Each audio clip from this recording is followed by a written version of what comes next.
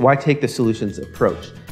One of the things that I hear from the public is that, frankly, people are tired of bad news. They're tired of bad news locally, they're tired of bad news nationally, and they're certainly tired of bad news internationally. If all you hear are hurricanes and tsunamis and disasters and blights and disease, people shut off, particularly young people.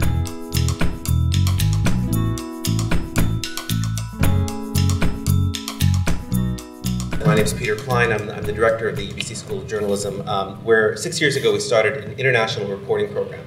The idea of this program was to teach and practice journalism in the field.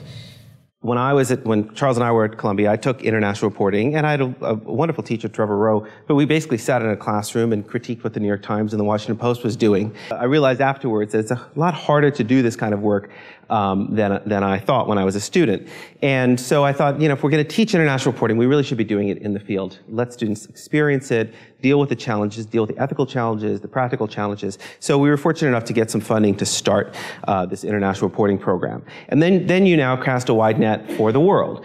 Well, the world has a lot of problems, and it's a little overwhelming when you start looking at all the problems, whether it's global health or the environmental problems, poverty, education, women's rights, indigenous rights. I mean, I can go on and on. So then we had to kind of deal with that. How are we going to tell these stories? Why are we going to tell these stories? Do people really want to hear about all the problems in the world? So this year, for instance, our students are tackling China, the environmental issues in China. China emits 900 tons of heavy metal pollution each year, and about 20% of China's farmland is polluted with heavy metals. China ranks 110th in the world in infant mortality. Only 2% of China's forests are still intact, and of those forests, only 0.1% of these remaining forests are protected.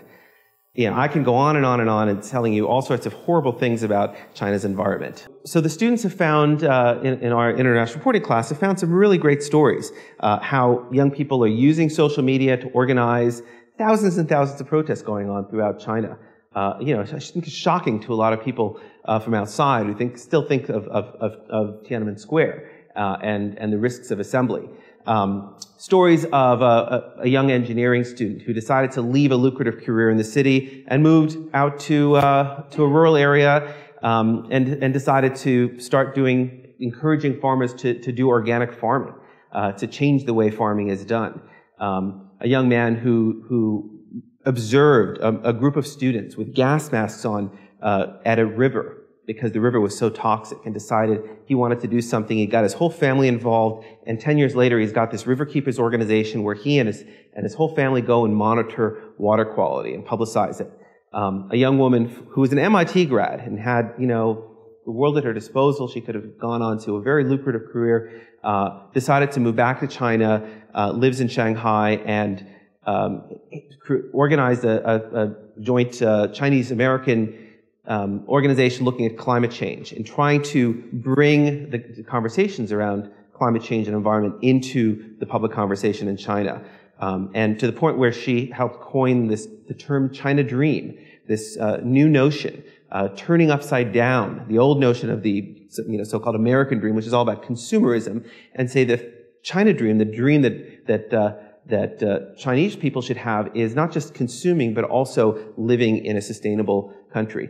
And incredibly, this notion of this green China as part of the China Dream has been appropriated by the president of the country and by government leaders, and they're now parroting the term China Dream. So lots of incredible solutions out there, and through the lens of those solutions, of course, you have to talk about the problems. You can't talk about solutions without addressing the problems. But it's a different way of approaching that story. So why do this? Why take the solutions approach? One of the things that I hear from the public is that, frankly, people are tired of bad news. They're tired of bad news locally, they're tired of bad news nationally, and they're certainly tired of bad news internationally.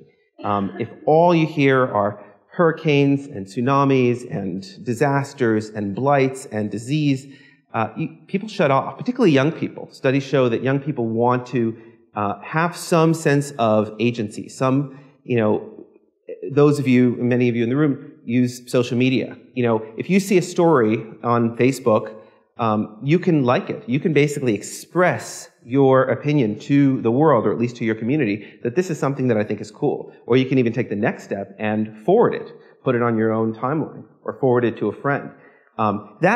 Just that little activity puts you into that story, makes you part of it, makes you a participant. It's very different than the old model before social media, before the web, where I would sit at the TV and I would listen to the news being told to me. I'd sit at my dining room table and I'd read my newspaper and I would consume information. It was a one-way experience.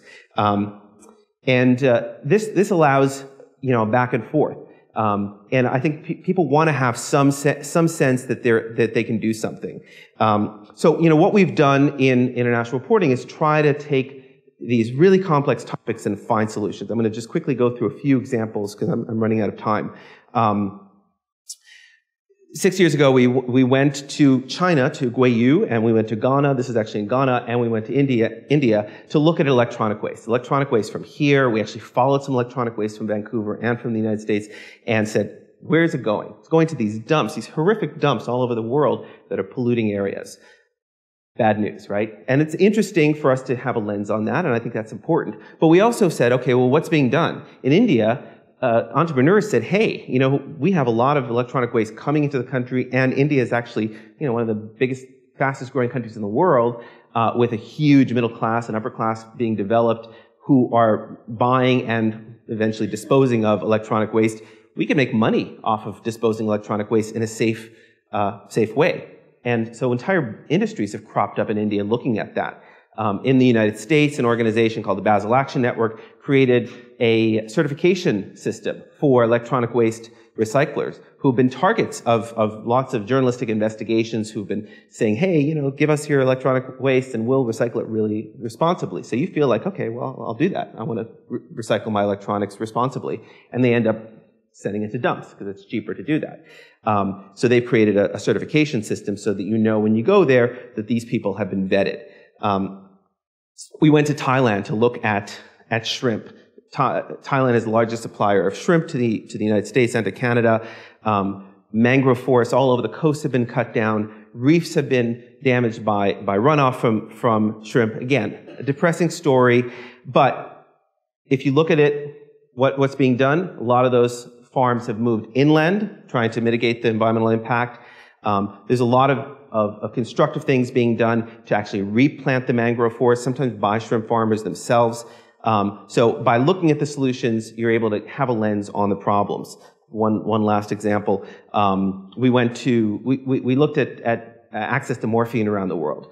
Patients in about half the countries in the world don't have access to medical morphine, whether it's the end of life, dying of cancer or HIV-related illnesses, or even just after operations. Imagine, probably many in this room have at some point taken some sort of painkiller. Imagine if you that's completely cut off from you. And it's a side effect of the global war on drugs. There's a lot of reasons for it. It's frankly a lot of complicated bureaucratic reasons. But again, it's a very depressing story, and it's a very disheartening story if you don't see a silver lining. We went to Uganda and discovered that Uganda, despite all the challenges against them, have actually said, hey, we don't have enough doctors, so why don't we let nurses prescribe morphine?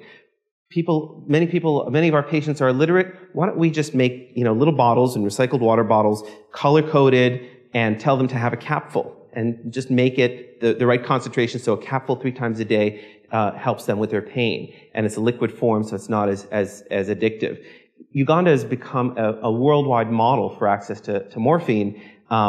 And by highlighting that, not only have we been able to help them with what they're doing, but actually been able to spread this story all over the world. And now our little student documentary project has been used in palliative care conferences all over the world in educating doctors. And that's the philosophy of what we're trying to do in the International Reporting Program. And we're actually trying to grow this into a much bigger nonprofit organization called the Global Reporting Center that would continue that philosophy of looking at big global problems, but also looking at solutions. Thank you.